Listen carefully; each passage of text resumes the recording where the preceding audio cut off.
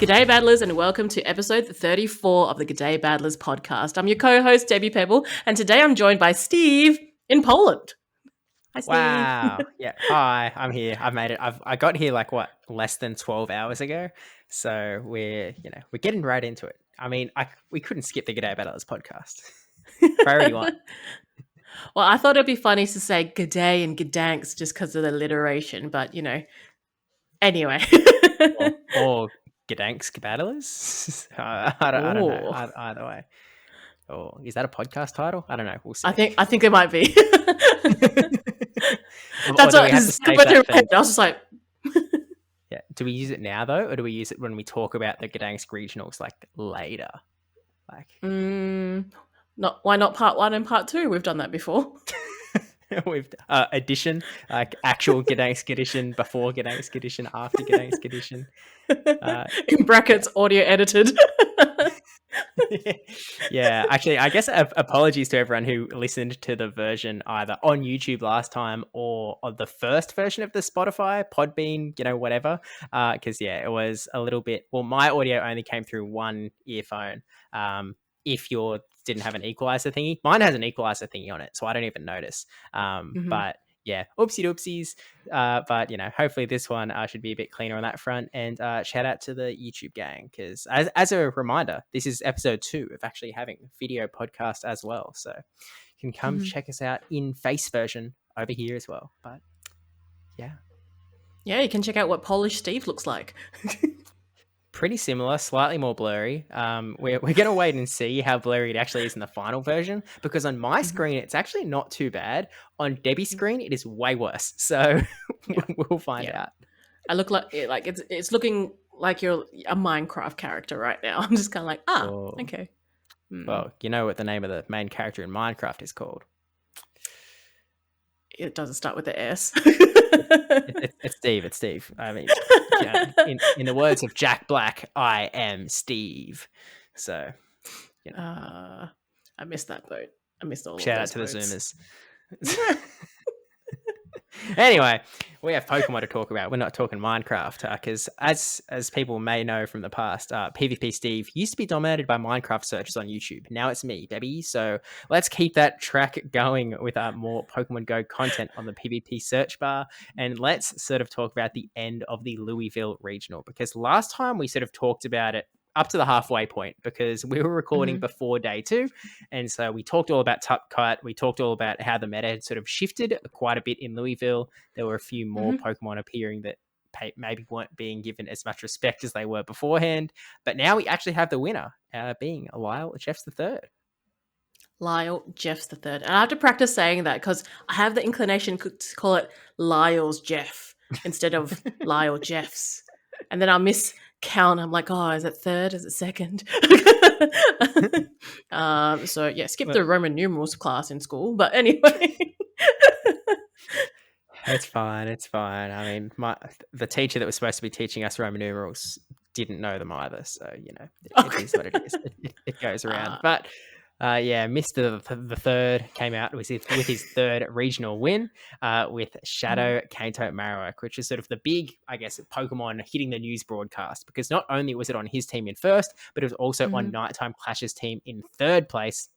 And as much as it sort of showed itself as a very good Pokemon with, big mud slap damage, being able to power through so many Pokemon, being a ground type that actually has really decent coverage into the flyers as well, with access to Rock Slide. Its abilities on the battlefield aren't exactly the main reason why it was getting a lot of discussion. Why was it getting a lot of discussion then?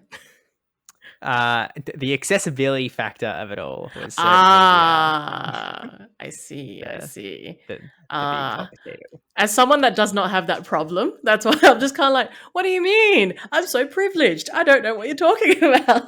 Yeah, classic Perth privilege coming out again. I also have a Shadow Kanto Marowak, so I'm living large on that front. But I'm a man of the people. I recognize how many people don't have the Shadow Marowak. What are you saying about me? It goes off to Poland, and I'm still getting slander. Well, now, you know how far away I am from Perth? It's like actually not that different from Sydney. I think they're both a very, very long distance. You're just closer to Russia now. Yeah, exactly. We're a good 66 kilometers away from the Russian border. But hey, we'll figure things out. But yeah, so the accessibility factor is a big one because Shadow Cubone has not been in Rockets since June of 2022. And between then and now, everyone sort of got promoted to there was that event in game where you could evolve it into Shadow Alolan Marowak, and it was the only way you could get Shadow Alolan Marowak. So obviously everyone evolved their good Shadow Cubones into Alolan Marowak, and then we're left with sort of no ability to evolve into Marowak. So I don't think we need to talk about it too much here, because I think it's been sort of talked about to death, I mean, weeks ago now, when the Louisville Regional actually was. But it's just, a real factor, and hopefully they sort of bring back some Shadow Cubone action soon. But then at the same time, we have to wait for the next Rocket Frustration event anyway. So, yeah, exactly right. I mean, like, there was the same with like wheezing as well. So like I evolved like my coughings into like, normal wheezings and made a really good one. I don't know if I'll ever use it, but I made one anyway. And then they released obviously the Galarian one recently. I'm like, this would have been better because it's a fairy type and I would actually use it. But that's okay. But another thing that what I think is inaccessible is the Galarian Moltres, okay? I still don't have the bird, and everyone's using the bird. Yeah, it's in a very similar camp, I guess, because it's actually in 2 of the top 3 teams from Louisville as well. It was on Arrow's team in 2nd and Nighttime Clash's team in 3rd.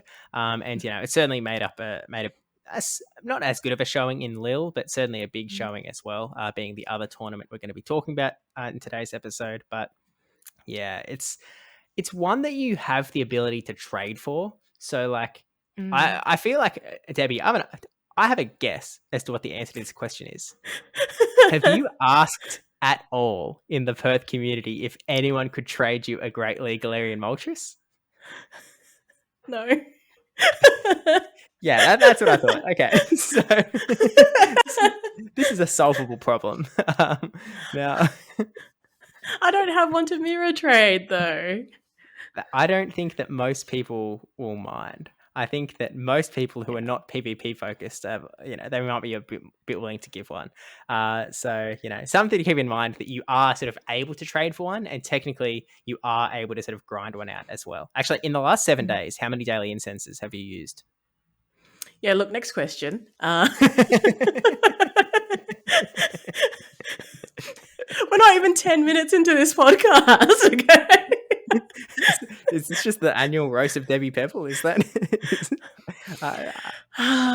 He goes to Poland and this is what happens. I mean, you know what the problem is that this week I missed the Battle Kids podcast. We're calling the problem. So, I didn't get to do my Debbie Pebble slander segment over there. So I had to sneak it in somewhere this week. It sort of built up. I needed to, offload. Let me do my other podcast instead in front of her. Well, you can't accuse me of doing it behind your back. So that's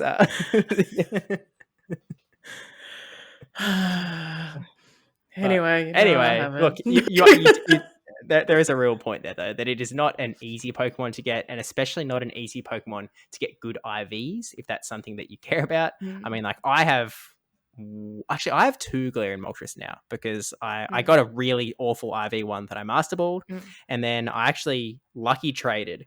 I had a Galarian Moltres that was really big, and I lucky traded it with someone that happened to be giving me a small one. They weren't giving it to me for Great League Moltres. They were just giving it to me because that was their one to mirror trade. And it's actually like better than my Master Balled one, even though it's like lucky IVs, like 12, 12, 12 minimum floor. It's actually better. So I guess I can actually trade you one. when we're in Perth, I can just give you my other Galarian Moltres. So and I'll give you my Galarian Moltres, which is like 2,200. Look, maybe you can give me like a shuckle or something. I still need that hundo, but regardless, it is sort of an unfortunate part of the game that there are a lot of accessibility issues, and I think that it's something that was discussed a lot in the past as well.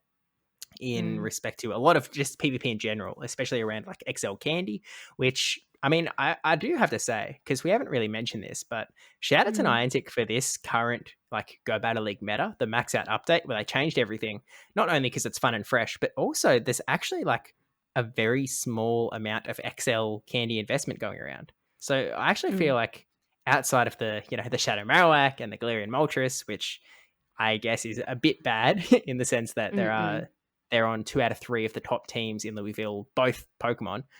The rest of the meta is actually quite accessible across the board, and that's pretty good.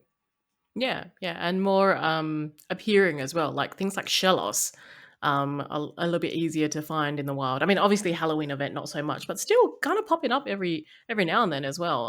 I traded one of I know that They Love Jai, one of my locals, has been like looking for like a better Gastrodon, and so I traded a whole heap of Shellos for him. And the one that actually had good PvP IVs was Shellos East, not the Shello West. So he's rocking the pink one. Yeah, I don't know which one's which, I'll be honest. Like in my head, I took a punt and I'm waiting for someone to correct me. It's 50-50. Was that actually a guess?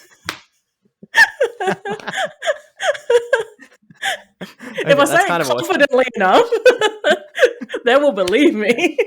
See, I just have to assume that like we have a different one to the US, right? And the US generally gets called the Western world, like Asia gets called the Eastern world. So I'm just assuming that we're probably East, right? Like we're probably hanging out with the Eastern. But yeah, correct us in the comments if we're wrong, I suppose. But anyway, yeah, it's for that engagement. Yeah, that's exactly right. I shouldn't have brought it up. We should have just waited for people to just naturally. Okay, throughout this podcast, I'm going to say some random Pokemon name wrong, so you know you can correct me. I'm not planning on doing it actually, but I'm just assuming that I'm going to get something wrong. So I'm hedging my bets. Yep. But yeah, so Wild Jeff took the win. Arrow was in second. Nighttime Clash at third, and a big world champion Itzaxon landing in fourth place with a team that was definitely pretty fun, but unfortunately a little bit weak to mud slap damage, which Kato Marowak has in droves. Yes. But yes. I mean, I still reflect back to the Shadow Dawn fans. So yeah, I think we talked about it last week, which is the only reason we did. But yeah, it is in my noggin quite firmly. It's like, oh, is that a master core breaker for Gdansk? I don't know, but I mean, like I did make one straight afterwards. I think I already had one actually. I think I had one built potentially. I don't know. Maybe I'm completely making that up. And last episode, like we actually both looked, and there'll be evidence there that I do not have one, and I should know that I don't have one. But maybe you just like try not to say if you do or don't have one because Gdansk is around the corner, so you don't want to give it away. Yeah, true. I don't have one. It's so inaccessible. So, dang. This sucks. It has frustration. Bring back Shadow Fanty and frustration removal event. Please. Okay.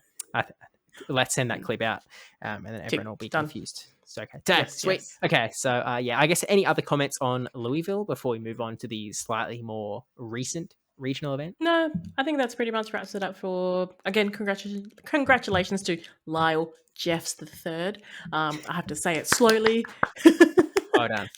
Thank you. English is my second language. All right. Just Eastern world things.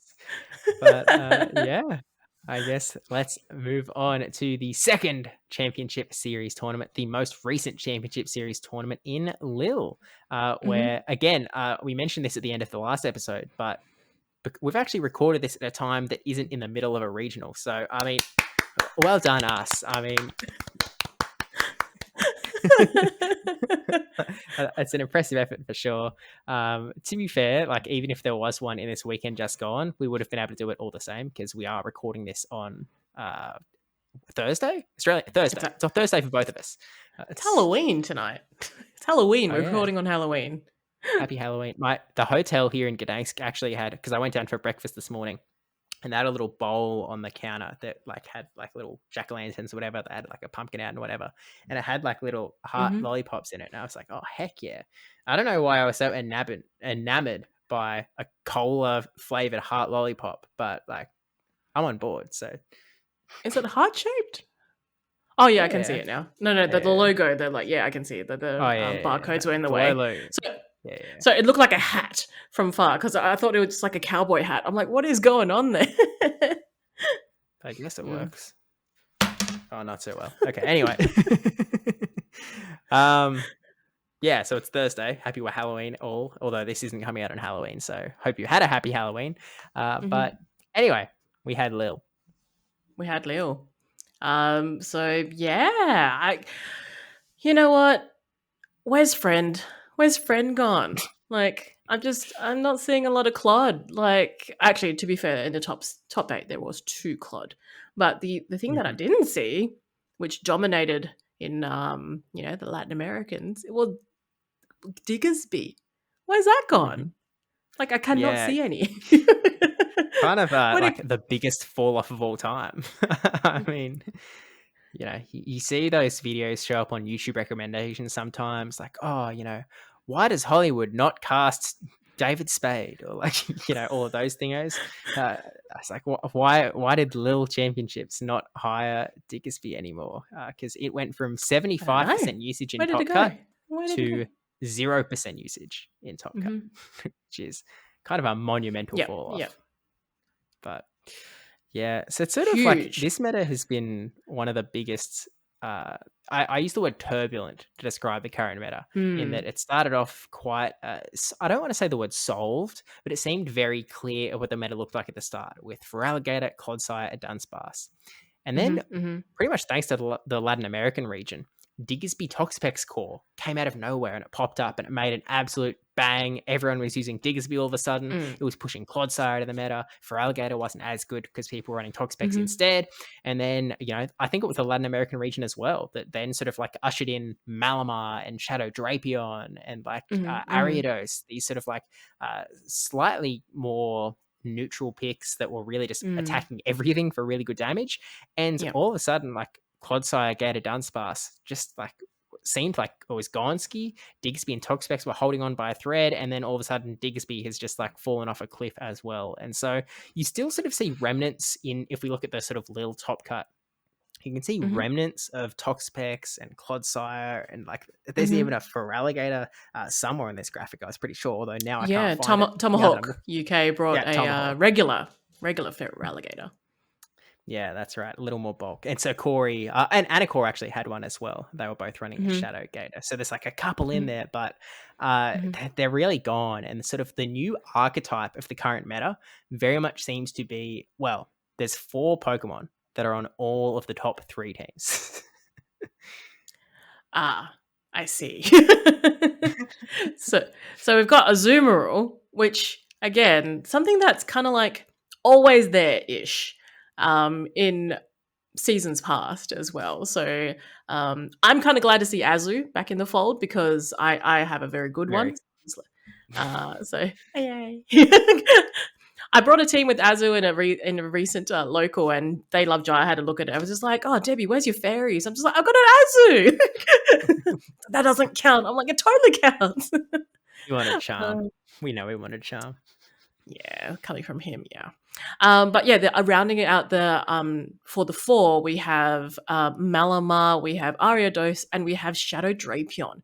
So really, a lot of bug looking ones. I don't like bug looking things, but anyway, we have a lot of bug looking things. Yeah, it's very on brand for the Halloween season at the moment. Mm. It's getting very spooky at the moment with just very neutral, very spammy Pokemon.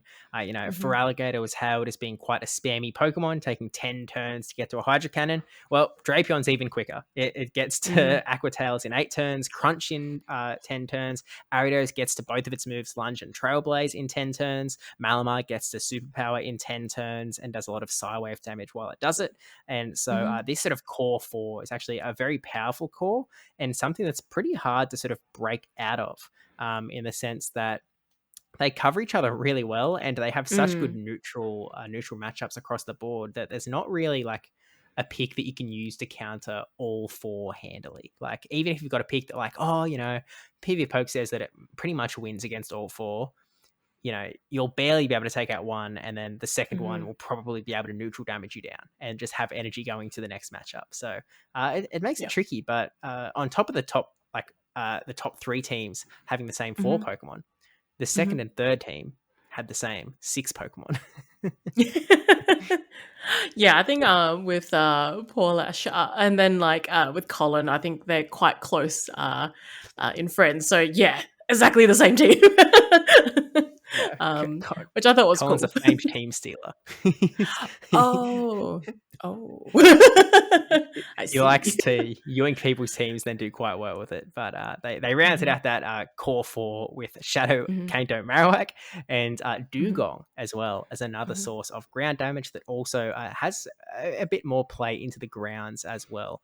And so that was Colin 6 and Paul Asher, as Debbie said. But I guess the real story, in a sense, is the winner of the tournament, Boom 20, who this was their first ever championship series tournament. Yeah, I believe they have a long-standing history with Sylph. Is that correct? Yeah, that's right. They were sort of, one of the top of the leaderboard sort of folks in Sylph Arena for quite a while. And so everyone sort of knew that they were good at the game, but he's like 18 years old. So I feel like I listened to a conversation with him, Amanda, and Martine, and it sort of sounded very much just like he wasn't really, like obviously he's in school, he needs his parents, either permission or he needs the ability to travel to these tournaments. So he wasn't able to attend any before now, but he's to rock up and win your first ever tournament against a lot of people who have been doing these things for years. Especially against people like Colin, like Paul Asher. It was really, he beat Though Tactical as well in Top Cut. Very, very strong battler and deserved. Yeah. And I think that's something to notably see as time goes on as well. All these, as I call it, youngins that are now able to go to regionals. I expect to see a few in Perth in December as well to do very well. And it's funny when I get like parents come up to me like, oh, what do I do? And I'm just like, just bring your child. We'll sort out the rest. They just need to play. They play very well. They'll be fine here. It's like, oh, okay, yeah, they were just really determined to come, and I don't know why. And I'm just like, they tap on their phone. I don't understand. So yeah, it's really cool to see. If he's 18, he's been playing for years, right? So, and they grew up with the game, with Go, and I think that's pretty cool. Yeah, what I think is sort of crazy, and I think this is going to make a lot of people feel a little bit old, was one comment that he made as well, that it was like, when Pokemon Go came out, I was 10 years old.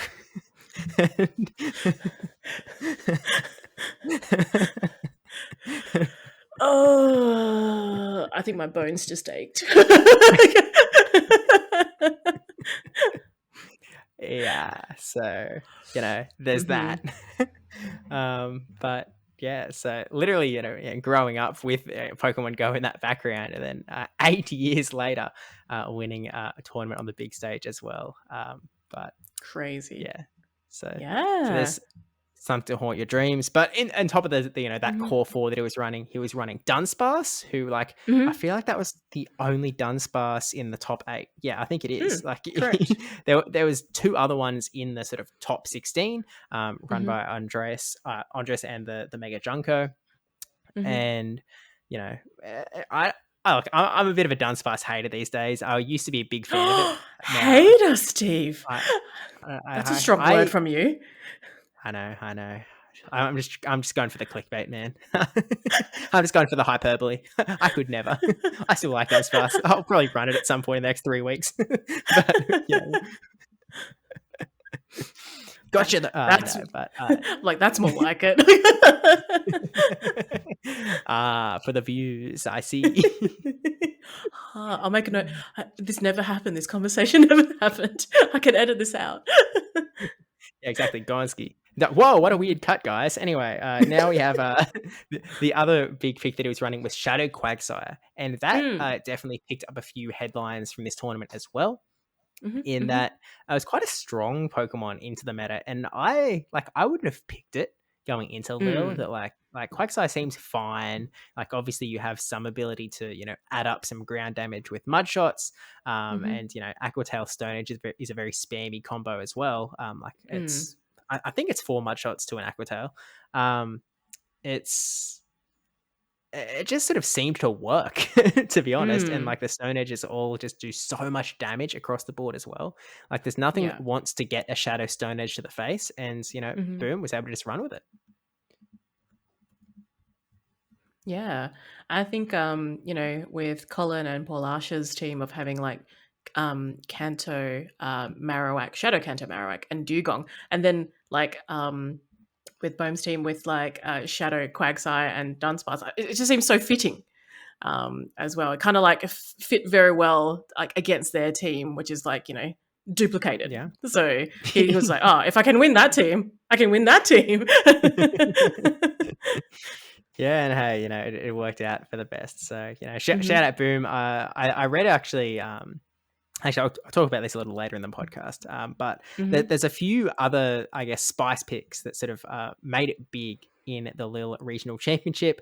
And I think there's sort of 2 people to look at in the top 8 and 1 person to look at outside in the top 16. And the 2 people in the top 8 are number 1, Though Tactical, who wasn't necessarily running like a spicy team. Like, most of it was pretty well meta, including both of our 2 inaccessibility problems of Shadow Kato Marowak and Galarian Moltres.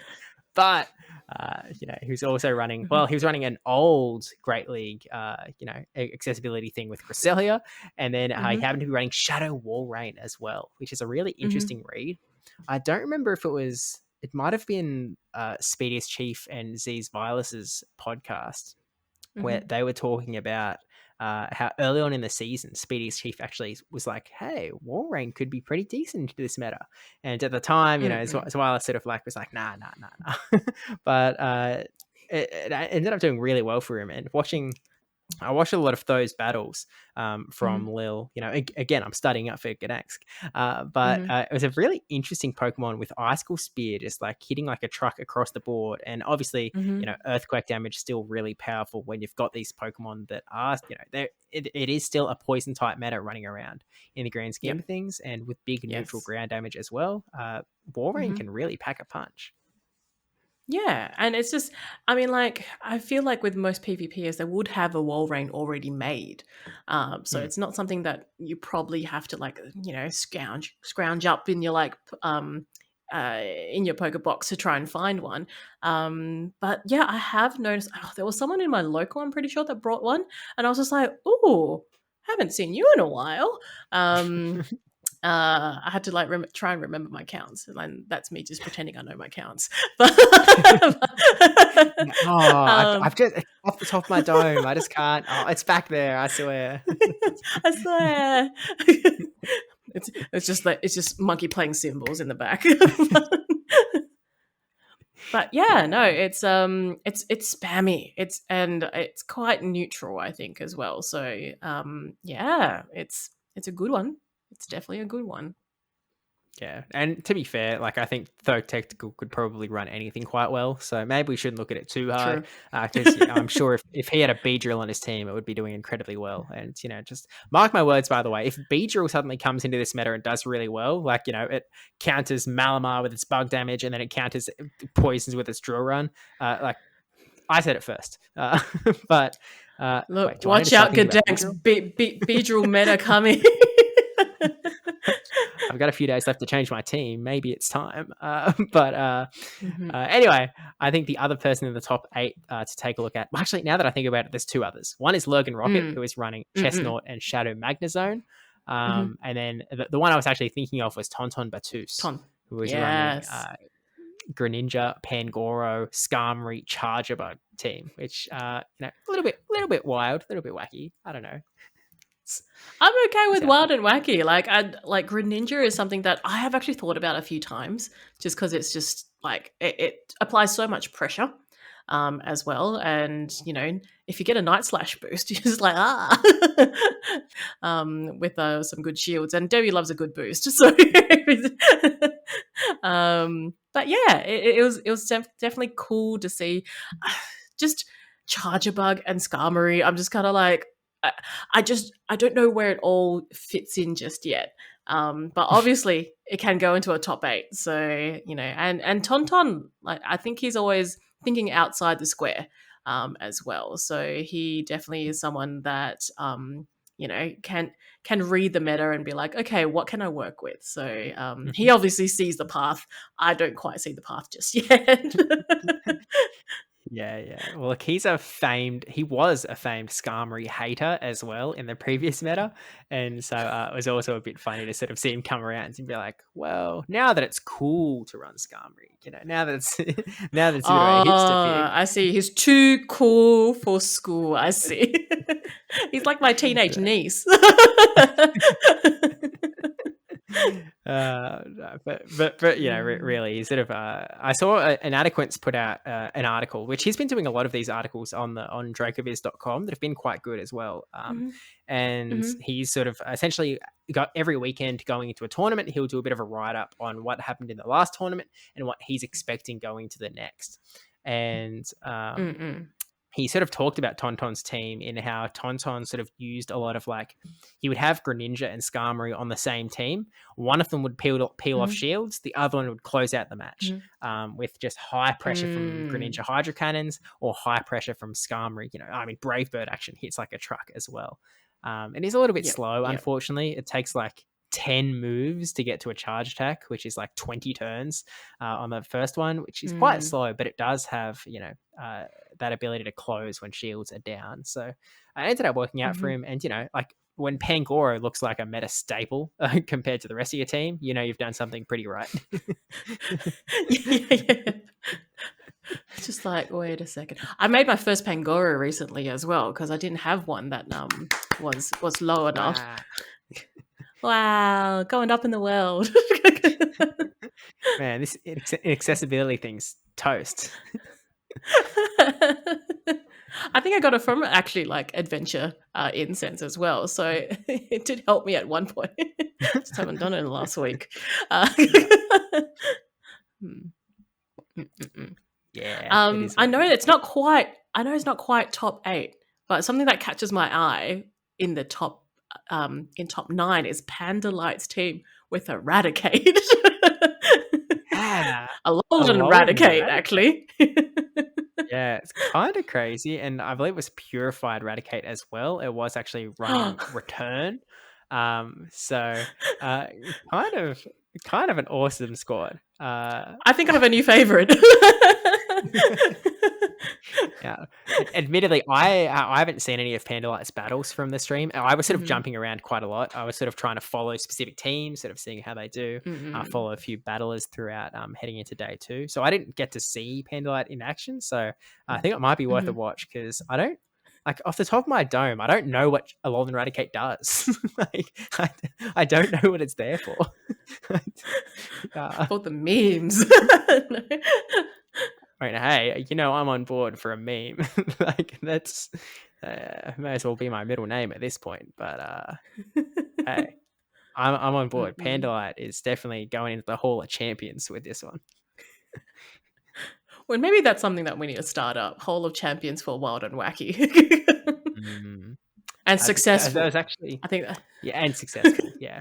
This is actually one time I was going to make a tweet, and this is probably 6 months ago. Maybe not that long ago, but I essentially compiled, and I think I've lost this data unfortunately, but I compiled every spicy team that has ever been run in Play Pokemon that has sort of done well. And what I wanted to do was have a sort of a vote of what is the coolest spice team performance of all time. Unfortunately, as I was doing it and right before I posted it, someone else, I can't remember who, made a tweet of they gathered the spicy teams from the 2024 season. It was oh, what was your favorite spice team of the season? And I went, I can't post after this one. That's unfortunate. But in there is a lot of really cool spice performances that pop up. Victini getting a tournament win, I think is probably one of the sickest that stuck in my head when I was going through the victory Pokemon in basically its only ever appearance in any sort of significance. It showed up at one, it went. But Alolan Eradicate is definitely a pretty sick breed to land in top 9 with, for sure. Maybe we need to start a segment which is spiciest team of the week. Yeah. Or the fortnight, because we do these fortnightly. Yeah, that's true. Or roughly fortnightly. Because what, this is like 2.5 weeks after. But also, I don't know when we're going to do the next episode. It presumably won't be until I'm back from LAIC. So we'll see where the timing goes on that front. Perhaps. Well, if you're in Adelaide, it might be closer time. It might be easier for you to schedule a time. No, it won't. You'll be busy. You'll be busy. Anyway, we'll figure it out. We'll figure it out. But okay, the other, I only wanted to make one other shout out from Lille, and that was Anakor. Anakor, previous host of the Battlecats podcast, runs all of the APC leagues, does a lot of work with Dracoviz as well. He had a team that included Registeel and Araquanid. Now, surface level, that seems wacky as.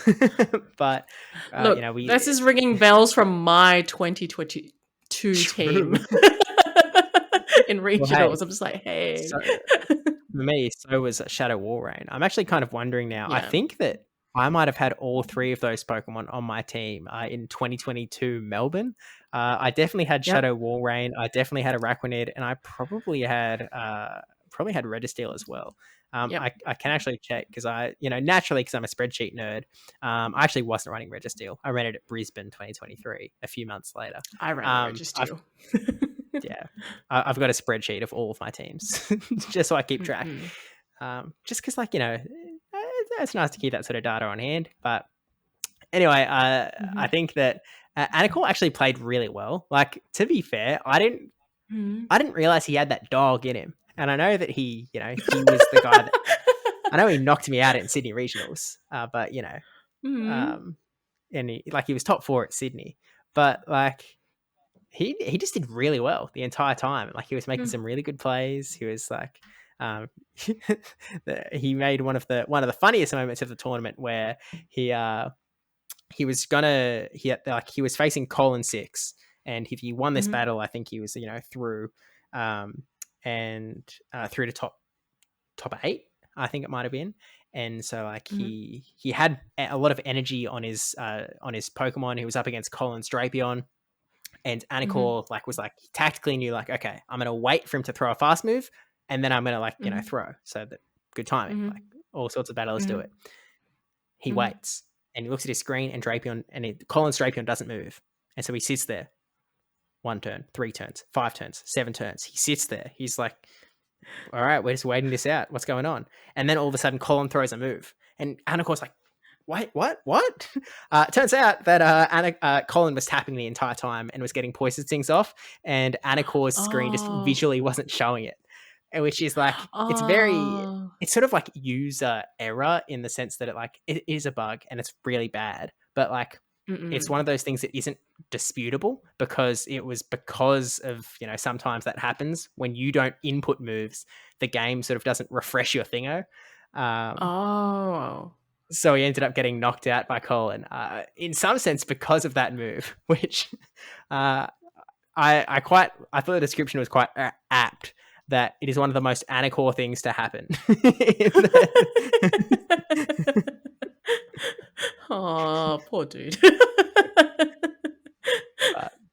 I just thought that was kind of funny, but yeah, he did really well. So I'm now actually going to be scared if I run into Anakor in Gdansk. I don't know if he's coming, but if I ever have to face Anakor, I'm going to be like, heck now.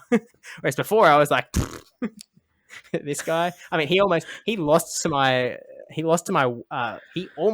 Whelmer team in Sydney by the thickness of a hair. We went to a game 4 and he won on a 50-50 bait call. So well, there's been a lot of time since then, so obviously he's worked on it, which is awesome. And to see him even on this infographic, it's pretty cool to see. I mean, we can still call him Australian sometimes, so he's one of us, maybe. Yeah, I mean, he was at our tournaments for ages. He's running our APC league, so he's very much honorary, I suppose. But I guess any other comments on Lille before we move on? No, just Shadow Powder. That's it. Yeah, or why people are running Shadow Hippo? Because it's more accessible. Yeah. It's entirely just hordes of players that don't have access to Shadow Marowak that want to run that Shadow Ground type and can't. Like, I was What have I scrolling got through. to? Oh,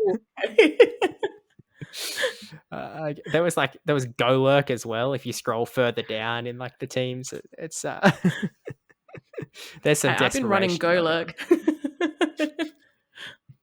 Yeah, not well. I guess if there's some play Pokemon viability, I wouldn't recommend it. But I wouldn't recommend especially when it. there's so many I'm dark using types a running Gmail. around. Yeah, but but yeah. So I guess that's Lille, which means that the next tournament on the play Pokemon scene is going to be Gdansk. So again, I'll be there. It kicks off in like less than 2 days, so less than 48 hours from now. Regional will have kicked off, and we'll see how we go. I'm so not prepared, Debbie. It's okay. This is going to be a dice roll. We'll figure it out as we go. But yeah, I'll be doing. Look, you're a pretty lucky guy. You might have some good dice rolls. We'll see. Yeah, we'll see how we go. And obviously, I'll report back once we're back from presumably all 3 tournaments. Maybe we get a recording in before LAIC. Maybe we'll figure it out. Maybe not, because LAIC actually kicks off on the Friday because it's that 3-day event. So maybe not. We'll find out though. But we'll see. Yeah. Anyway, so that's the, as we sort of have decided that we're going to start doing on this podcast, that was our sort of play Pokemon look abroad. And then we can take our play Pokemon look usually inward, but, I may as well be abroad from my point of view. I mean, you're only abroad like in the last, what? How long has it been since you left like Australian soil? 48 hours? Somewhere around there? Even though I've only been here for 12, it has been a while. I left at 2. Well, I left my hotel in Sydney at 2 a.m. on Wednesday morning. So, Wednesday morning. But, which, by the way, it was calamity after calamity. It was a total disaster of a morning. Very funny, but. Look, let's just say there was heavy sighs coming from me, okay? That's not even the half of it. Like, unfortunately, there's not going to be time to really put this all in the vlog either. Like, because I'm recording a vlog while I'm here, and while I was on all these flights and planes and trains and buses that I've been on all of, I was sort of like planning out, like, what's this vlog going to look like? And there's just all of this stuff that happened that it's just going to have to stay on the cutting room floor. That's like, I can't spend the first 5 minutes talking about my trek to the airport. That's not the important part of this vlog. But the 2 a.m. trip to the airport came with its hurdles. Oh goodness! Maybe that's the Patreon exclusive. That's the montage of Steve going to like Poland, and it's just like just cut scenes of that. Yeah, look, Patreon exclusive coming soon. It's so not coming soon. I don't make enough content for there to be Patreon exclusive content on top. That's like. We don't have that much free time until we become a subscription-based model. But so I guess Debbie, as the sort of local on the scene, do you want to sort of talk to the Australian local scene of the play Pokemon circuit? Yeah, so the updates from our last podcast to now, we've had a fair few challenges. I think there's only been one cup since the last podcast. So in Perth, we had 2 challenges. The first being in Rockingham, which They Love Jai won, which is fitting because he is from around there. And in the other challenge, we had Jack, so Z-Tub winning that one. That was a very clutch one as well in Top Cut. It came down to game 3 with against Digital 1. So that was pretty cool to watch. The Cup was won by Roginator.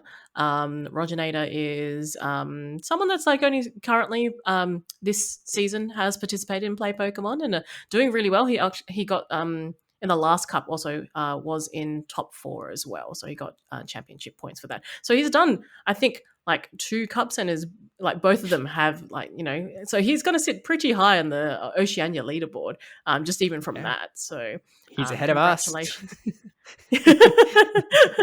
Well, certainly me, but yes, maybe different for you by the end of the weekend. We'll see. Let's not set our hopes too high, but fingers crossed. But, yeah, all the same. Yeah. In back your hometown, your home region, your home locals. Man, I barely remember it. It feels like so many moons ago. What, 2 days ago? The good old days. In Sydney, we had a couple of challenges. I believe Gone 1001 won those, and sneaky intruder alert, Mikey Morgs heading into the Sydney Challenge and winning that one, which is the latest challenge there in New South Wales.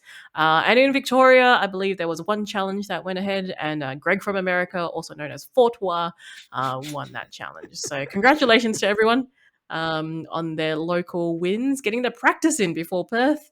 For those that are, it's not that long away, honestly. It's like 5 weeks. So get that practice in, especially leading up to it. In saying that, there's going to be a new season. It's going to be like a new shift by the time Perth comes around. So maybe it will change, maybe it won't. Who knows? It might be. We'll see. It might be boom burst. I don't know. Niantic will do things. We'll see. If it's a boom burst meta, that would be awesome. I would love to see a boom burst meta. Your shorts about boom burst are just going to go up again. Yeah, I'm gonna have to retitle it from like "Don't use boom burst" to like "Boom burst is crazy in the Pokemon Go." Like, we'll bring out your Neuverns. Oh dear. We'll see. I mean, we're not going to find out until like, just before the season starts, but there's no, the first, because the Perth Regionals is going to be a week into the month, it's not going to be as insane as like in the past when Brisbane has been like, December 1st or December 2nd, and like the move update literally just hits like, days before. There is going to be a bit of a few days to practice. Although it'll actually, it's only going to start December 3rd, isn't it? When the move update actually kicks in, which is like December 4th Australia time. And so regionals on the 7th, 8th, right? So a few days. Yeah. Actually, is that going to be a weird scenario where like, because there's the play Pokemon thing where like things have to be released before the Tuesday, does that mean that potentially like the new moves won't be legal, but move updates? I'll have to double check that. Yeah, we might have to look into that timing. Yeah. Fun times. Yeah. Seems very a meta that's only relevant for 1 week. Hey, that's pretty fun, to be fair. I mean, that's where Inadequates, famously won in Utrecht. But I think there's another special event in Latin America the same weekend as Perth. So look, obviously Perth is going to be first time zone wise. But yeah, that should be interesting. Well, I guess, we'll take a look at the time zones and see if that is actually how it works out. But I hadn't thought about that until now. Fun times. Look, it's going to be exciting for sure. And we'll see how she goes. But maybe my Araquanids and Registeals and my Walreins get another play at Perth Regional. If I can just run my 2022 Melbourne team back, that would be great. That'll be funny. What rounded out your team? What are the other Pokemon that has to improve going into this next season? Was G-Fisk on it? Is that even good yet? Walrein Trevenant was the core, right? I'm pretty sure I brought Trev. Talonflame and Azu, I'm pretty sure. Or something along those lines. Okay. I mean, it's possible. I wouldn't rule out the team being viable. Very much throwback. I'll be honest, Dave, if you have like a challenge like that you're going to play between now and the end of November, that actually could be a really fun team to run. Like it feels honestly like I'm sure that it doesn't I've have got coverage for something, but it sounds like a handful of like useful Pokemon. in Perth. There'll be 2 challenges and a cup before Perth regionals come along. So maybe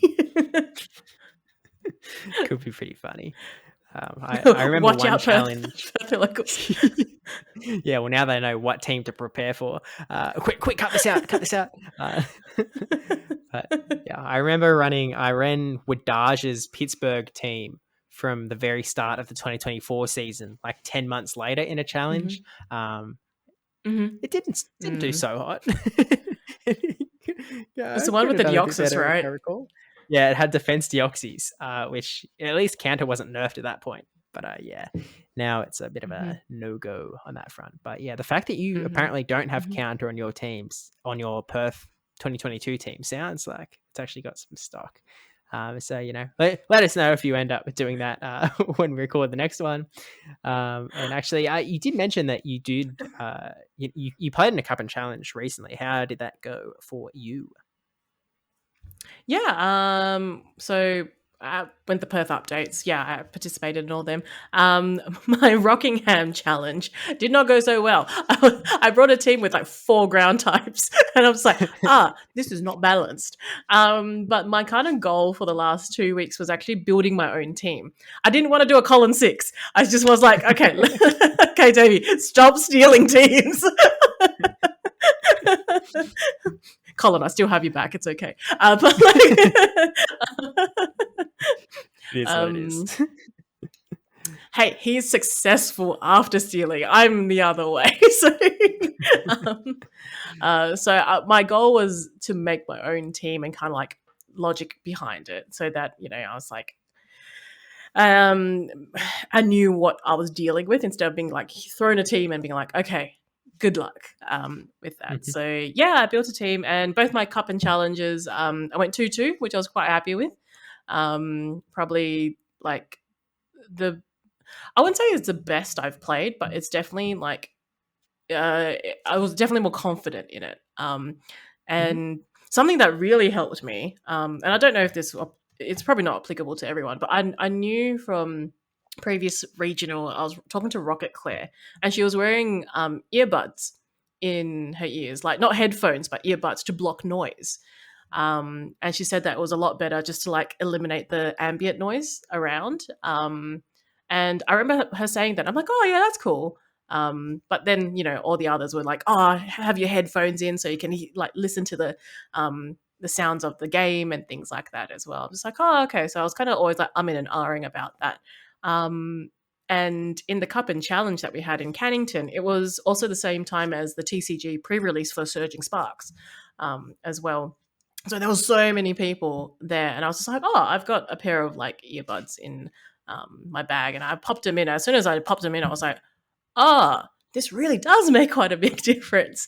So I think the combo of making my own team and like understanding my team, and also having that really, really did help. So I don't know, that might be some advice for anyone that's listening out there that's kind of, needs a bit of help with focus, or just like getting rid of other noise. You can do that. You can bring earplugs in. So I was quite happy with that. So yay. Yeah. It's interesting you say that, because like a conversation we had with Yokai, the world champion, obviously from the Honolulu World Championships, he sort of mentioned like, going into his matches, like, he was quite nervous, understandably, but like he said that the noise cancelling headphones actually really helped. Like that, sort of really helped him sort of, block out sort of everything that was going on around, and it just sort of helped to put him in the zone and, focus on the battle ahead. So, I don't know, maybe you've just clicked into the World Champ diff. 2025 World Champion Debbie Pebble coming up soon, potentially. Do they take Frustration A9? If you could become World Champ with Frustration A9, that'd be pretty sick. But yeah. Look, I will say, I remember you sending me your team, and I was like, 4 times Pokemon with ground damage. It's like double mud slap, double drill run. It's very interesting. But yeah, no, it sounds like it all went to plan enough.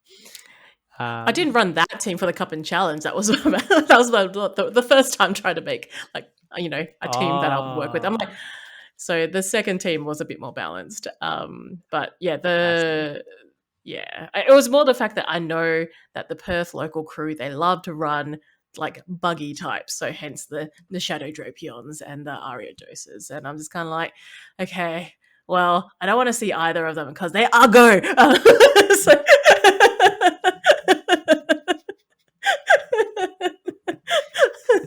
So let's try to avoid it on my screen by like scaring them off. It didn't work out. Anyway, let's just ignore the whole thing.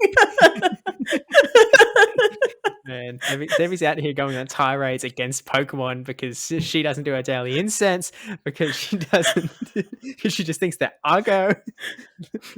Like, it has nothing to do with competitive viability. It has nothing to do with, how easy or difficult they are to use. It is just on vibe. She's just vibing these things out. It's like, ugh, gross. This is why you never see a Galissapod on my team. This is why. No. Dearie me. You'd think living in Australia you'd be a bit more on Team Spider, but guess not. Look, Araquanid is fine. The other ones,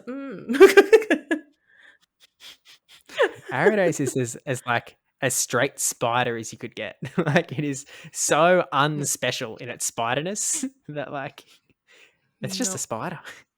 But fair enough, Yeah, heck you, Ariados. That's a G'day Battlers podcast, official stance, I guess. Screw that guy. Put that on a t-shirt. G'day Battlers on this side, and then just like, heck you, Ariados. With a bug spray on the side. Yeah. It's bug spray, but if only could use like Pokemon branding and images on like merchant stuff, because I was gonna say the bug spray, and then like the little logo has a Bastiodon.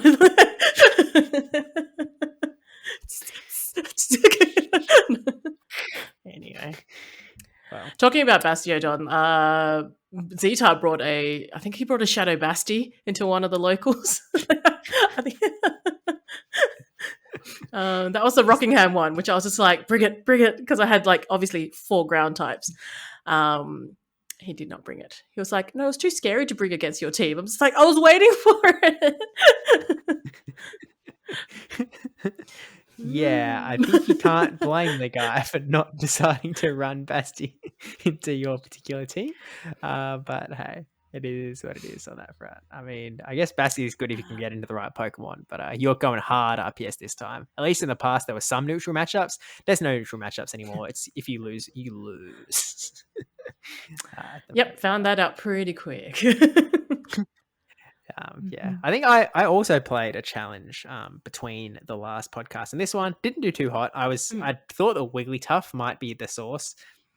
It didn't really work out for me, and I think I went 1-2 from memory. So like, it was a bit of a bust. Not too much to say on that one. But yeah, I think I'm pretty sure I got trounced by Rick. And then Taj ended up taking me out as well. But I got 1 win on the board.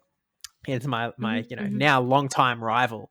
And speaking of your sort of youngster comment before, my long-time rival Nautical, very young kid, sick as. I think he did. I can't remember who won first. I think he might have won the first. Oh no, I won the first time we played. He won the second time we played, and so this is our rematch. And so I got the 1 Dubsky. Yeah. But like he's a bit of a Kingslayer, and I mentioned this to Mikey Morgs as well, because Mikey, who again came down to Sydney, he sort of showed me his like 1 HP, 1 HP win against this kid. Yeah, and he's like, he's landed wins against, like, he's stopped Gone from getting wins. He stopped Rick Flareon in the past as well. He's like, he knows what he's doing. So I very much call him the Kingslayer, because he can stop anyone's run if you match up against him at the wrong time. But yeah, he's one to look out for in years ahead. Mate, I just like his team sheet. Yeah, that was he usually like he hasn't done that before, but for those that don't know, go to Mikey Morgs' Twitter, which I think is it still Michael Can we put it up? Morgan 20 Can we put is now that we're on I video, don't, we can put it up, right? you're the one editing this, Debbie. I mean, can you? Is that if you can, then like actually I just realized that I have the power of just putting it up on my screen. So if I go to Mikey Morgs' Twitter, which no, it's Mikey Morgs 22 now. Was it always? I can't remember. I thought it was his name. But I can just download. I thought it was his name. I thought that was his Twitter handle. I guess I didn't remember, but I can just go. Where are you gonna put? Where are you gonna put it? Well, I was just gonna put it here on my camera. So sorry to the audio listeners, but like this is his. And I'll make it a little bigger. This is his team sheet. So like. Yeah, like Shadow Cacturn. There he's got like little arrows pointing to his like drawings of all his Pokemon. He's got Stinky Stunk Tank. Stinky Skunk. Which also is a Shadow. He's got Shadow for Alligator, and he's like drawing little flames around all these guys, and he's just written "You need Gator."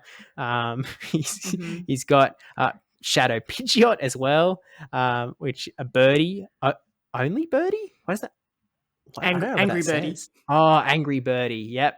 And it is an Angry Birdie for sure. We've got Shadow Excadrill, Helmet Men Will Slap You, and he's got Shadow Machamp, which is one of my favorite drawings of the entire machine. This is my favorite one as well. Must-leave boy. That is actually, that's amazing. That is such a good drawing. That's pretty good. Honestly, I want to make that into like one of the like emotes onto our Discord server. Just maybe I can pay him for it. It's like, hey, can I have like can I just slip you a 50? Like, can I have this? That's actually now that it's here, I just kind of want to grab this guy for realsies. I mean, I just and again, sorry to audio listeners, but he yeah, he actually told me at the previous the challenge, he was like, next time I think I'm gonna run a team of all shadows, and I was like, heck yeah, dude, that's awesome, do it. Yeah. And clearly he went ahead and did it. Unfortunately, I wasn't able to make it. It was just it was a couple days before I flew out, and I had some other work to get done before I scooted off. Yeah, but I look forward to hopefully he does these team sheets in the future as well, because they're sick as. But, yeah, well, I'm just surprised. Wouldn't the local have the normal team sheets for him to fill in? But I mean, this will do. I guess usually he no one really registers cares. on Dracoviz. Like we use Dracoviz team registration for all of our tournaments, and we had it for this one as well. And he always does it, but he made this special for this tournament, which I thought was awesome. It's not that he didn't know there was no like team rego online. It's not that he like doesn't like using it or doesn't know how to use it. Like he just decided to be a legend. So you know what, I'm going to draw today. Yeah. Yeah, exactly right. I think it warms both of our hearts as someone that uses MS Paint. It's just kind of like Pokemon drawings. Feel free to submit your Pokemon drawings to our Twitter. We'll have a contest. Okay, well, if this kid enters ever, then I think we know he's winning. So sorry to all other entrants, but yeah. He's the legend. Yeah. The winner gets a Good Day Bad Luck sticker. Where are we getting these stickers, Debbie? I mean, I will, while you're away, things will be happening. Oh, man. This podcast is getting It's like, Steve's in Poland. Steve's in Poland. Oh, well, I guess I'll run everything now. Oh, man. Everyone gets stickers. Look, if that's something you want to pursue, I'm not going to get in your way. No step. But look, shout out to our first winner, definitely Nautical. But I guess I don't know if we really want to talk about it too much on this podcast. Maybe we do. But I also played in a cup between the last podcast and this one. It was not a Pokemon Go Cup because I went TCG hunting. So look at you, so diverse. I'm just trying to up our diversity quota by getting these other games on board because we really need that assistance. And so, so for my birthday a few weeks back, I received in the Happy mail. birthday! Thanks. I received in the mail a deck of cards that I've been using on TCG Online, courtesy of one Deberald Pebberald. And shout out to obviously like long time G'day Battlers lister Wade, and also some other Perth local champions as well for sort of helping to contribute to getting this deck together. But it's a deck I just yoinked and made worse from Henry Brand, the 2019 TCG World Champ. And I gave it a run at a cup. I did record a vlog, and while I was in the airport, I was actually editing this together. I have to record a few extra little bits to add in, but it'll probably be done, by the time, probably between now and Buenos Aires. It'll probably be posted. But essentially, like I got a win round one against. Now I didn't know who this guy was. Okay. It turns out, so I sit down and I'm like, hey, man, I'm new. Like, I don't really know what I'm doing. I'm not very good at shuffling. Like, go easy on me, yada, yada, yada, yada. And I asked my name's Steve. It's my first day. Yeah. Please be nice to me, no bully. Let's just say I was dishing out the bullying at first, because my first opponent had like my best deck matchup in all of TCG. It was like, if I wanted to see any deck, it was his. And so I just like absolutely smashed him. Like, he had nothing to do. I was dominant the entire way through, 2-0'd him easy.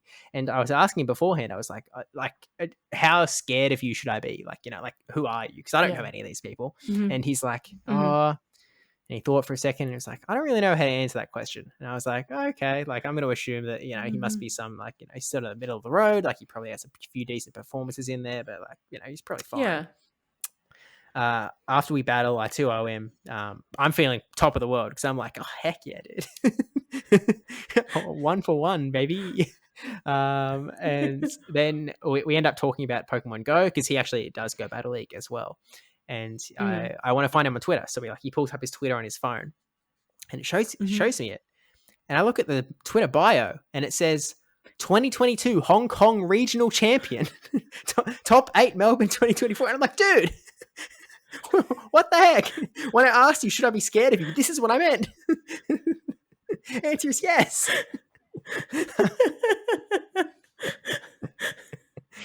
But he was lovely though, really nice guy. But yeah, I ended up absolutely whooping him. So no, he was so nice. Yeah, I was going around and I was saying like, man, TCG is easy. I don't know what you guys are talking about.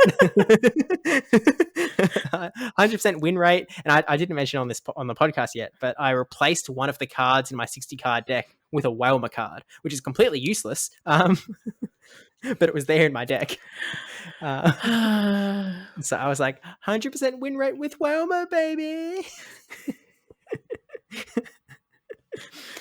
Then I got a draw round 2 and I lost every other battle. So I went 1 win, 1 draw, 4 losses, but I still had a good time. So the vlog will come out with more detail and whatever, but yeah, good time. So maybe the others got the memo. They were just like, we're going to take this guy down. Well, who's this later newbie? On, there was a guy that sat down across me, and one of the things in TCG is like you don't actually know like what the other person is running until you sort of see it play out. So like they don't like trade team sheets or whatever.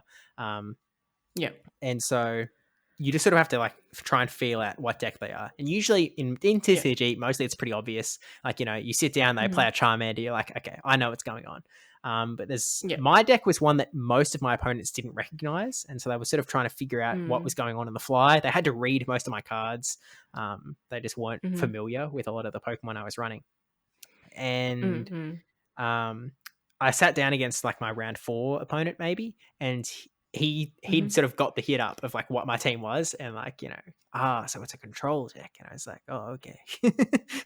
So he was like, okay, I've got to play all of my item cards now, yada, yada, yada. But so I guess, yeah. So it did actually sort of get out a little bit about what was going on. But anyway, I had a good time. won't be my last TCG local, I assume, as long as my cards remain Mm-hmm. legal. But yeah, it's something fun to do on a Just day that there wasn't anything going on. just don't play your Pikachu card. You'll be right. Yeah, it's the birthday Pikachu card that turns out is not Mhm. tournament legal. You're not allowed to run that thing because there were competitive issues with people claiming it was their birthday when it was not their birthday. Because when it's your birthday, it does extra damage. And quite a lot as well. Yeah, like doubles the damage or something when it's your birthday. So, yeah, Mm. not tournament legal, alas. But yeah, I had a good time. So shout out everyone that made that happen. And yeah, look forward to another one in the future. Yay. But I guess that's the Australian update as well, which went a bit longer than I thought it might. But we got some stuff in there. And yeah, I guess a reminder to register for Perth Regional Championships if you have not already, because there are still some slots available. Come over. Well, I'm sure I can put some sleeping bags out or a swag, or everyone wants a picture tent in my backyard. Yeah, well, I think what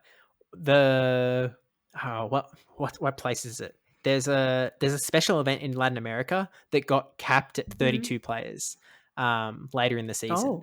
And so if Perth can just get to 33, then we guarantee that it's not going to be the smallest regional of the season. So how many more do we need? Another 6? Something like that. So yeah, surely get we'll registering, get 6 guys. from now We need the numbers. December 6. Probably, maybe we'll see. We'll find out. But if you're just from Perth, you just enter. You get a play mat, you get a card, and you get access for the whole weekend. And there'll be like Go stuff as well, like spawns and things. There'll be some like research. There's things happening. Make a day of it. Yeah. Oh, exactly. And you get to meet Steve. Is that really a draw card? Well, I'm not the draw card. I'm from here. They can see me at a local. They have like 4 times a month. They can see me somewhere. Yeah, I guess we're pretty thin on draw cards in the Australian scene. It's like, hey Zoe, what are you doing on December 7th? Yeah, we need some clout at this tournament. Thanks.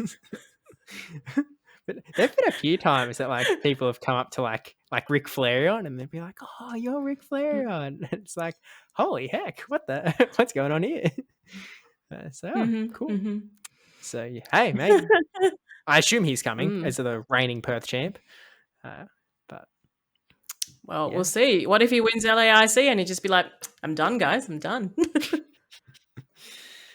True, but maybe he wants the travel award for. Well, at that point, it'll be for NAIC. Will be that particular He'd be pretty much guaranteed it if he did win LAIC though.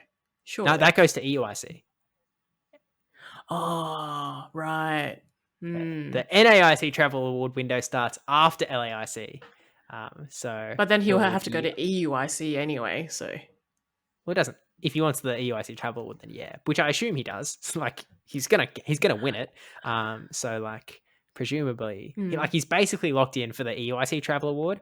So yeah, he just would need to get enough points from EUIC to beat out all of the guaranteed top 8 points from. Well, I guess the top 4 points from Perth and wait, where's where's the Brisbane regional? Is that after? Brisbane is March 29th. Okay, that's after EUIC. So that means that's actually contributing to the next season's first IC travel award. So yeah, it's just Perth. So you need to do pretty decently at like if he were to do EUIC and not do any regional, like not do Perth regionals, you'd need to do pretty well to transfer. Yeah, that's why I just win it. True. Fair enough. Yeah, that would lock him in. So fair enough. But yeah, so I guess that's the plan, Rick. Just win. Easy done. And that's your plan as well. My plan. Yeah. Okay. when I become the Gdansk regional champion, you know, Quote now, I'll be quote now. Like, clip this, clip this. no. It ain't happening. Look, my goal is top 32. That's what I'm shooting for. If I get top 32, I'll be stoked. If I don't get it, then not the end of the world. But what I'm most scared of, Debbie, I guess this is the Besides Gdansk, Anacor. Steve World Tour update. Besides Anacor, if he's coming, which I don't know, is not going neutral, because I have not gone negative at a single tournament I've competed in so far in Pokemon Go, and I'm looking to keep that record up. And I feel like this, we could be at the point where we're gonna miss that mark. So no, I believe. We'll see. I think hang on, 1, 2, 3, 4, 5, 6 tournaments and no negative performances so far. So we're doing all right. And I'm pretty sure that's not including free no-show wins as well. My OCIC record. Well, keeping those, then we're even better. But even without those, I'm pretty sure I'm neutral at worst, going 2-2 at worst. So yeah, let's aim for top 32, and we'll see how we go from there. But the other thing I did want to mention as well is that I got the Inadequates article shout out, baby. I didn't know. Thanks. I only found out while I was eating breakfast. I was like, hey. So that was literally 10 minutes before I got on this call with Debbie. I was like, hey, it's me. Nice. But yeah, so made it. But yeah, I guess, well, obviously I've barely been here, so not a lot of World Tour updates. We'll see how we're not going to record before Buenos Aires as well. So I'll be over in Buenos Aires next weekend for the special event over there as well. And yeah, we'll see how we get go. Your Argentinian monkeys. True. Yeah. It's going to be on the same day. And it's going to be pretty decent going into LAIC as well, I feel, which means that you actually will want some decent ones, which means that anyone who isn't knocked out of Buenos Aires by 2 p.m. is going to have to start weighing up some options. And you can't even have your plus on, because then it will frame drops on your phone or something like that. Yeah. Because at the moment, Morpeko is not being legal. I guess it's not that Morpeko is not going to be that much of a threat. So Annihilate might be, or might do really well again. So we'll see. I'm not sure if Morpeko will be legal by that point. Obviously, Morpeko is not currently allowed in Play Pokemon at this moment in time, just because it is a bit glitchy. So we'll see. Who knew that this game could be glitchy? So we're waiting for updates on that. But I have a feeling that probably it won't be valid for a while. Honestly, I don't I don't think they'll get it sorted by LAIC. Honestly. I was a little more optimistic than that. I think I was it's not going to get fixed for Gdansk, and they've officially sort of said that it's banned for Gdansk. But I was sort of expecting that it might be sort of good to run for Buenos Aires next week, which means they would have to get it fixed before Tuesday, presumably. But yeah, I kind of thought they might get done a bit quicker. But we'll wait and see and stay updated on that. I don't know. I'm not hedging bets until I'm not hedging bets till Perth, honestly. Well, see, I'm playing these tournaments, right? So going into Gdansk, I was on a call with Yakko, and kind of you sort of need to prepare for a more Peko meta and a not more Peko meta. Because at this point it could be either. We didn't know it was going to be banned yet. We just knew that there were the discussions of it being potentially banned. So it's kind of I can't just go full slay into more Peko team and then just be caught pants down. So you sort of had to prepare both avenues. Absolutely. So we'll see. It is kind of broken, that thing. It is so powerful. I haven't built one yet because I wanted a good IV one, and I've actually got one from my Go Battle League rewards. And I was wondering if I just wait till if I wait till Go Battle Day, then it's going to have the reduced IV floor. But I think more likely is I should just mirror trade my Morpekos with someone here at Gdansk and just probably you're more likely to get something there. But yeah. So Oh well. Oh, good luck for Gdansk. We'll be cheering you on. If I'm awake, there'll be a watch party happening. yeah, it is going to be a little bit late. I mean, it's going to be like, I think It'll the be a tournament is Saturday going to kick night, off an right? hour 40 minutes ago, from when we're recording this. So it's Oh, that's okay. what, I think it'll be all right. yeah. So what Perth time? It's going to kick off at like 4 p.m. So it's actually a pretty reasonable hour. And so like, Okay, I'll put it that. this way: unless they do some like really stretched out, like grouping, like Montage. Right. grouping in the sense like, oh, you don't play till 2 p.m. or whatever, like sort of vibes. Unless they do one of those things, then like, I wouldn't be putting too many chips on me still being in the tournament by the time you go to bed. whether that's because I've been knocked out or because I'm already in day 2, baby. So day two, Steve. But look, we'll see how we go. But yeah, pretty reasonable Perth watch party hours, I guess. Not as good for East Coast, but is what it is. That's all right. There'll be other people watching. The Americans will be up. Yeah. Well, one particular American. Which particular American? Oh, I'm pretty sure Evo Stevo will be up if you're playing. True. Evo Stevo will be up anyway. But shout out to him. But yeah, I guess I know you've got to run, but I think that sort of brings us to the end of what we had to talk about today. I need to do a Gengar Gigantamax battle shortly, but yeah, that's pretty much I think all sorted. Again, good luck for all your regionals and internationals. And special given events. That our next one of each and special events, yes, one of each.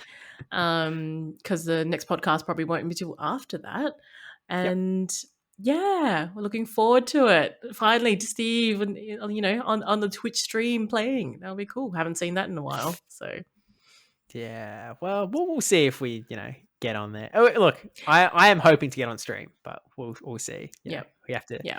We can't lose round 1. We're already in an Adequance article. Surely they'll at least put you on a seat somewhere, or like a sneaky interview of some sort. Be like, oh, you flew all the way over here. Why? The article was actually like, I don't know what it is about Australians, but they seem to be coming to Europe around this time of year. Like Lauren Lolly was just here for the Lille Regional, and now Steve's here. Oh, there we go. So yeah, we'll see. But I guess, stay tuned. And don't forget to follow all of the G'day Battlers socials over on the Twitter and, of course, the YouTube version as well at G'day Battlers. We didn't get to the comments, Debbie. Okay. Comments. We can speed run this because I know you have to go. First comment was from, if I'm reading this right, PvP Steve, and he said first. So thanks, PvP Steve. Thanks, PvP I see there's 2 Steve. likes as well. Shout out. And you can also see, because I've screenshot it and just sent the YouTube comments to Debbie, one of them isn't even mine, so I'm going to be like number 3 there. So then we've got Anne Emma commenting again. We've got doing the YouTube commenting thing again. I'm only a few minutes in and I've got super keen to comment. Yay for a video podcast, such a fun surprise. And like we did hint at like months before, but we got there eventually. Doesn't make me a grandma for not knowing the vodcast term. I don't think many people use the vodcast term, to be fair. Yeah. No. The answer is no. Yeah. Not grandma. Yeah. Well, some of us didn't play this game from years of 10 years old. But hashtag Steve World Tour. Excellent hashtag. Debbie need me to come up with any hashtag ideas, and Debbie we trust with everything. For sure. Debbie Elo reveal. I wouldn't. Oh, we didn't talk about that today. That's all right. We can leave that for next time. Yeah. Let's talk about it the next time. That's a great idea. Let's not talk about it now. Yeah. Sounds like a mutual plan. Okay. But yeah, that's the episode. Handshake. Tune to the next one, and we'll see you then. Bye, everyone. Bye. See you later. Bye. I'm not hitting the stop button. I have realized that. I've just been looking at the little Machamp. It's got the belt and everything. It's so detailed. It's great. Yeah.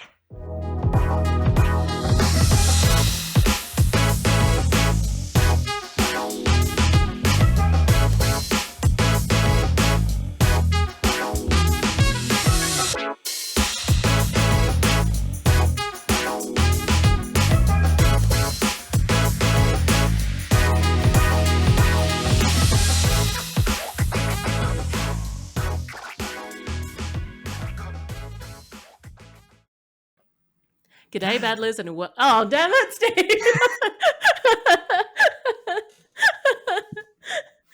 That can go into bloopers.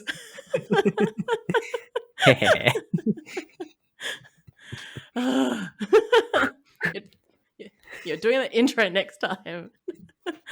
Yeah.